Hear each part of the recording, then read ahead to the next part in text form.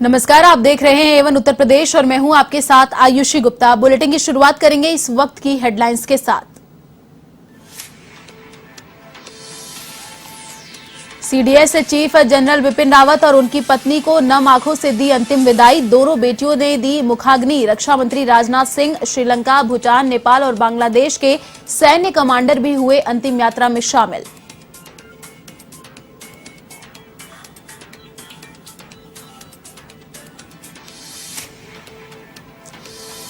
CM योगी ने दिल्ली पहुंचकर दी श्रद्धांजलि। CDS chief general Bipin Rawat और उनकी पत्नी मधुलिका को अर्पित की पुष्पांजलि। रावत के निधन को बताई देश के लिए बड़ी क्षति।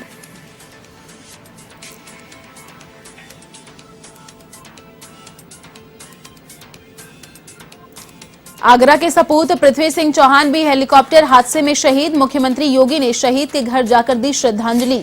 परिजनों को बंधाया ढांढस। परिजनों को 50 लाख रुपए और सरकारी नौकरी का किया ऐलान।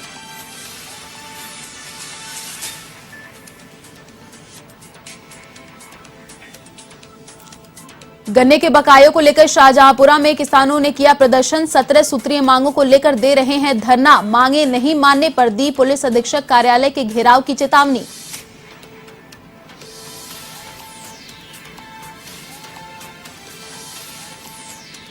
कानपुर पुलिस का बर्बर चेहरा आया सामने। गोद में बच्चा लिए पिता से की मारपीट। बिलखते मासूम को देखकर भी नहीं आया तरस। कानपुर का लठमार थानेदार सस्पेंड।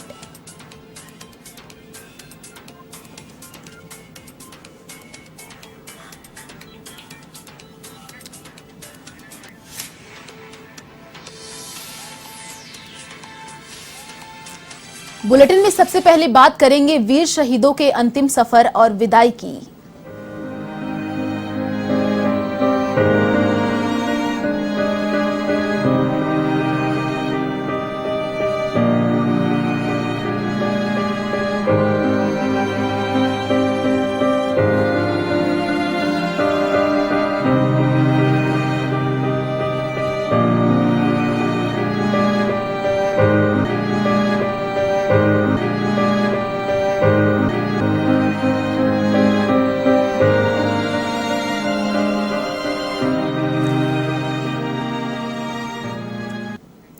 कुन्नूर हेलीकॉप्टर क्रैश में शहीद हुए जनरल बिपिन रावत और उनकी पत्नी के नम आंखों से अंतिम विदाई दी गई।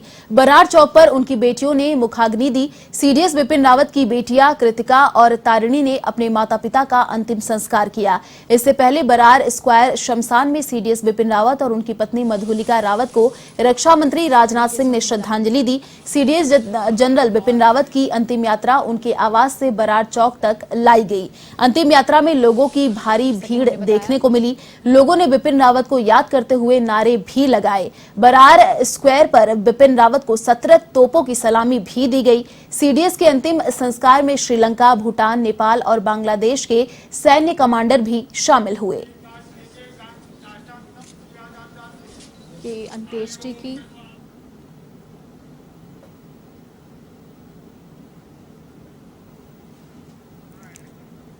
तो सीडीएस बिपिन रावत को अंतिम विदाई दी गई। सीडीएस और उनकी पत्नी का अंतिम संस्कार किया गया। जनरल बिपिन रावत की बेटियों ने मुखाग्नि दी। बरार चौक पर अंतिम संस्कार किया गया।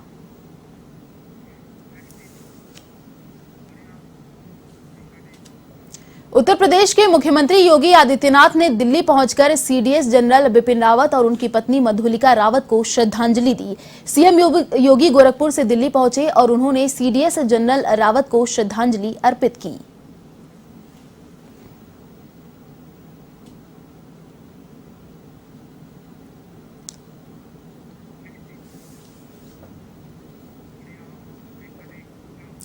कुन्नूर हेलीकॉप्टर क्रैश में आगरा के लाल पृथ्वी सिंह चौहान भी शहीद हुए हैं। सीएम योगी शहीद विंग कमांडर पृथ्वी सिंह चौहान के आवास पर पहुंचे, जहां उन्होंने शहीद विंग कमांडर के चित्र पर पुष्प अर्पित कर श्रद्धांजलि दी। इसके बाद मुख्यमंत्री ने शहीद के पिता सुरेंद्र सिंह को ढांढस बंधाया। इस दौरान सीएम ने कहा कि इस हादसे से पूरा देश आहत है। सीएम ने प्रदेश सरकार द्वारा शहीद के परिवार को 50 लाख रुपए और घर के एक सदस्य को सरकारी नौकरी देने की बात कही है। वहीं एक संस्था का नाम शहीद के नाम पर रखा जाएगा। विंग कमांडर पृथ्वी सिंह चौहान आगरा के सरन नगर के रहने वाले थे। सीडीएस बिपिन रावत के साथ वह भी बुधवार को हेलीकॉप्टर हादसे में शहीद हो गए थे। उनके निधन से सरन नगर की हर आंख नम है, गली में मातम छाया हुआ है। उनका पार्थिव शरीर आगरा पहुंचने पर अंतिम संस्कार ताजगंज शमशान घाट पर किया जाएगा।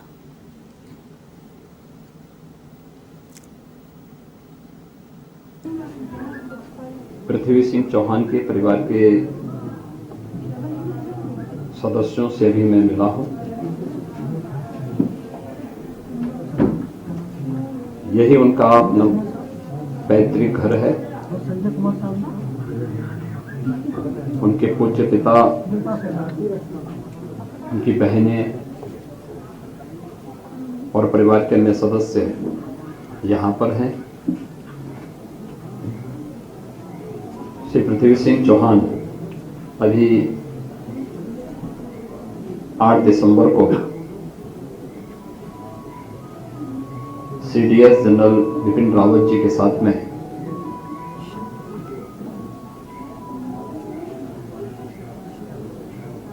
उसी हेलीकॉप्टर में थे जो क्रैश हुआ है, दुर्घटनाग्रस्त हुआ है। परिवार के प्रति संवेदना व्यक्त करने के लिए और परिवार के प्रत्येक सदस्य के साथ हम लोग पूरी संवेदना रखते हैं, इस बात के लिए हम लोग यहां पर आए हैं। अपने देश के पहले चीफ ऑफ डिफेंस स्टाफ के साथ ही सैन्य अधिकारियों के इस हादसे का शिकार होने से पूरा देश आहत है और उन सभी परिवारजनों के प्रति हर भारतवासी अपनी पूरी संवेदना के साथ खड़ा है। मैं भी दिल्ली से ही आ रहा हूं। जनरल बिपिन रावत जी के और उनकी पत्नी श्रीमती मधुलिका रावत जी के को पुष्पांजलि देने के बाद मैं सीधे आगरा आया हूं। यहाँ पर पृथ्वी सिंह चौहान के पिताजी से मुलाकात की है, परिवार के अन्य सदस्यों से मुलाकात की है। राज्य सरकार शहीद परिवार के साथ में है। हेलीकॉप्टर क्रैश में जान गंवाने वाले शहीदों के लिए आगरा में मुस्लिम समाज ने शहीदों के नाम नमाज अदा की। शहीदों की आत्मा शांति के लिए नमाज अदा की गई। इमली वाली मस्जिद में जुमे की नमाज के बाद दुआ की गई। आपको बता दें, इस दौरान वहां मौजूद नमाजी गमगीन नजर आए।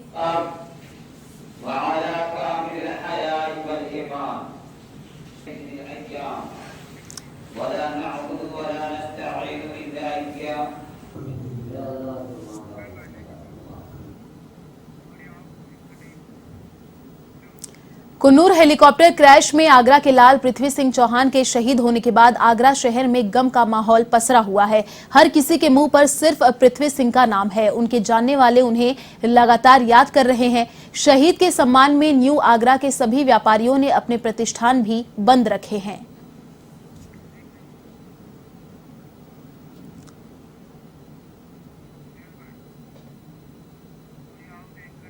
प्रधानमंत्री नरेंद्र मोदी उत्तर प्रदेश के ताबड़तोड़ दौरे कर रहे हैं। इसी क्रम में पीएम मोदी शनिवार को बलरामपुर दौरे पर रहेंगे, जहां वे सरयू राप्ती मुख्य नहर परियोजना का शुभारंभ करेंगे। गोरखपुर में पीएम मोदी 5 नदियों और 9 जनपदों को जोड़ने वाली इस राष्ट्रीय परियोजना का शुभारंभ करेंगे, जिसका काम 1971 में किया गया था, लेकिन इसको अंजाम तक लाने का काम उत्तर प्रदेश की योगी आदित्यनाथ सरकार ने किया है। प्रदेश में करीब 4 दशक से लंबे पड़ित इस परियोजना को प्रदेश की योगी आदित्यनाथ सरकार ने 4 वर्ष में पूरा किया है। इस परियोजना से 14 लाख हेक्टेयर से अधिक भूमि की सिंचाई के लिए सुनिश्चित पानी मिलेगा, जिससे पूर्वी उत्तर प्रदेश के 6200 से अधिक गांवों के लगभग 29 लाख किसान लाभान्वित होंगे।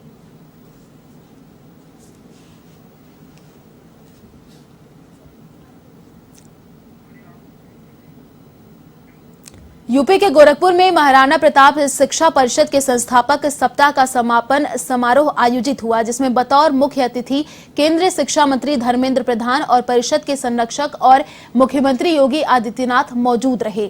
इस दौरान सप्ताह भर तक चलने वाले विविध प्रतियोगिताओं के 700 विजेताओं को पुरस्कृत किया गया। साथ ही सीएम योगी ने सभी विजेताओं की हौसला अफजाई की। वहीं केंद्रीय शिक्षा मंत्री धर्मेंद्र प्रधान ने कहा कि गुरु गोरक्षनगरी को स्पेशल एजुकेशन जोन के रूप में विकसित किया जाएगा। यहाँ वैश्विक नागरिक तैयार किए जाएंगे। वैश्विक नागरिक तैयार करना प्रधानमंत्री का लक्ष्य है। इस दिशा में हम तेजी से आगे बढ़ रहे हैं।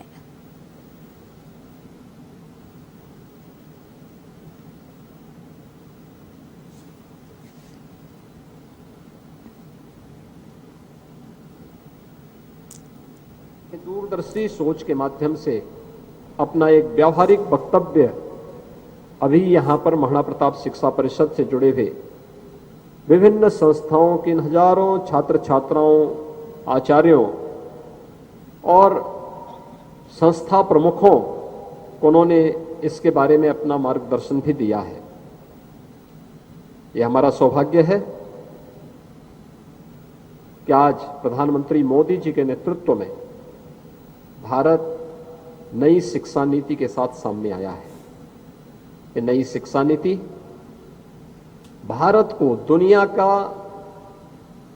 एक सबसे समृद्ध देशों की श्रेणी में खड़ा करने की दिशा में किए जाने वाले प्रयास का एक प्रमुख भाग है। शिक्षा जीवन के सर्वांगीण। शाहजहांपुर में गन्ने के बकाया भुगतान को लेकर भारतीय किसान यूनियन का अनिश्चितकालीन धरना जारी है, जहां किसान 17 सूत्रीय मांगों को लेकर 1 दिसंबर से धरना दे रहे हैं। आपको बता दें कि किसानों का चीनी मिलों पर करोड़ों रुपए का भुगतान बाकी है।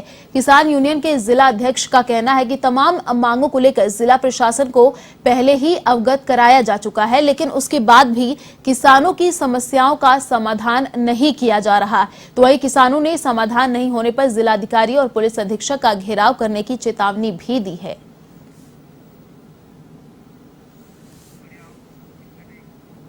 यूपी के कानपुर देहात में पुलिस का एक बर्बर चेहरा सामने आया है। यहां के जिला अस्पताल में पुलिस ने अस्पताल के कर्मचारियों पर जमकर लाठियां बरसाई। इस दौरान पुलिस ने एक कर्मचारी को पकड़कर जमकर पीटा और गाड़ी में डालकर ले गए। उसी दौरान पीटते कर्मचारी को बचाने के लिए आए एक व्यक्ति को भी पुलिस ने नहीं बख्शा। उसकी व्यक्ति की गोद में एक बच्चा था, जबकि वह कहता रहा कि बच्चे को लग जाएगी। पुलिस जबरन व्यक्ति से बच्चे को छीनती भी नजर आई। दरअसल ये मामला जिला अस्पताल में बन रहे मेडिकल कॉलेज से जुड़ा हुआ है। जिला अस्पताल के बगल में बन रहे मेडिकल कॉलेज के लिए खुदाई का काम चल रहा था, जिसकी मिट्टी जिला अस्पताल में उड़कर आ रही थी। उसी का विरोध प्रदर्शन जिला अस्पताल के कई कर्मचारी कर रहे थे। वहीं लाठियां बरसाने वाले पुलिसकर्मी को सस्पेंड कर दिया गया है।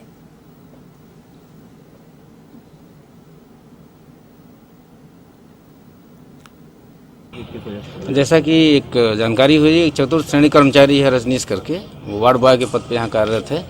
उसके द्वारा सुबह से ही जो मरीज आए थे दिखाने के लिए, वो मुख्य जो दरवाज़ा है ओपीडी का, वो बंद करवा दिया गया था और उनको अंदर नहीं जाने दिया जा रहा था। तो मरीज काफ़ी यहाँ परेशान थे। कई मरीजों के द्वारा मुझे फ़ोन किया गया और एसपी साहब को भी फ़ोन किया गया कि उनको जो है तमाम समस्याएँ हो रही हैं, वो दूर दूर से दिखाने के लिए आए हुए हैं और उनके द्वारा, रजनीश के द्वारा, उनको अंदर नहीं जाने दिया जा रहा है। गेट को बंद कर दिया गया है।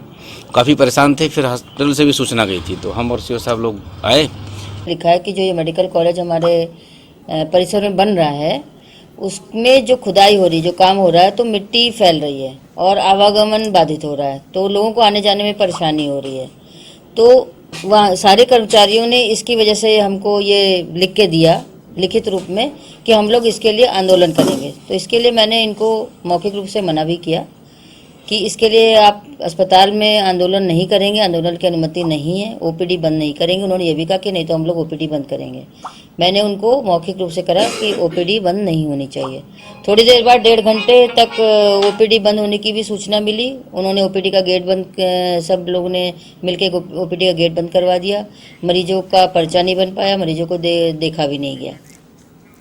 दिल्ली के रोहिणी कोर्ट में हुए धमाके के बाद के अयोध्या में भी चौकसी बढ़ा दी गई है। इसी कड़ी में जीआरपी ने अयोध्या कैंट रेलवे स्टेशन पर संदिग्धों की तलाश के लिए ट्रेन और प्लेटफॉर्म पर चेकिंग अभियान शुरू किया। इस दौरान आने जाने वाले यात्रियों के सामानों की सघन तलाशी ली गई। एसओ जीआरपी वरुण कुमार शर्मा के मुताबिक पूर्व में लश्कर ए तैयबा की धमकी और दिल्ली के रोहिणी कोर्ट में हुए धमाके के बाद अयोध्या कैंट रेलवे स्टेशन पर चेकिंग की गई। हालांकि सब कुछ ठीक मिला।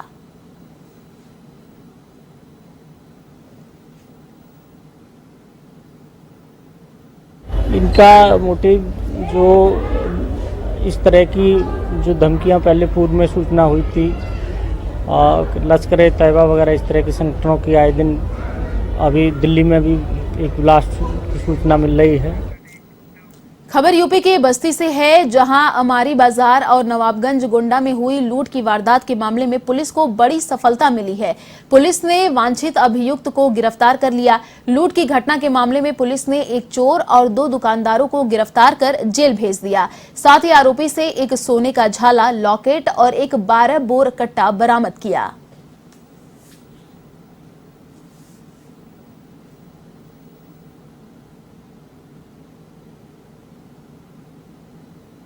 हरैया ने आज अपराधियों के खिलाफ एक कड़ी कार्रवाई करते हुए एक हफ्ते पहले थाना हरैया क्षेत्र से एक महिला के कान से कुंडल छीने गए थे, उस घटना का अनावरण किया है। इस घटना से संबंधित एक अपराधी जिसका नाम नंदू है, जो सालिकपुर परशुरामपुर का रहने वाला है, वो पकड़ा गया है। इसने अपने कर्म साथी के साथ मिलकर के गोंडा में भी चेन स्नैचिंग की घटना करी है। पूछताछ करने पर नंदू ने बताया कि वो जो यूपी का लखीमपुर खीरी जिला कागजों में भले ही ओडीएफ घोषित किया जा चुका है, पर जमीनी हकीकत कुछ और ही बयां कर रही है। दरअसल ठेकेदारी पद्धति से बनवाए गए अधिकतर शौचालय अभी भी अधूरे पड़े हैं। वहीं जिनका निर्माण कार्य पूरा नहीं हुआ, वे अपनी दुर्दशा की कहानी बयां कर रहे हैं। ऐसे में स्थानीय लोग खुले में शौच करने को मजबूर हैं। वहीं प्रशासन का इस समस्या पर कोई ध्यान नहीं है।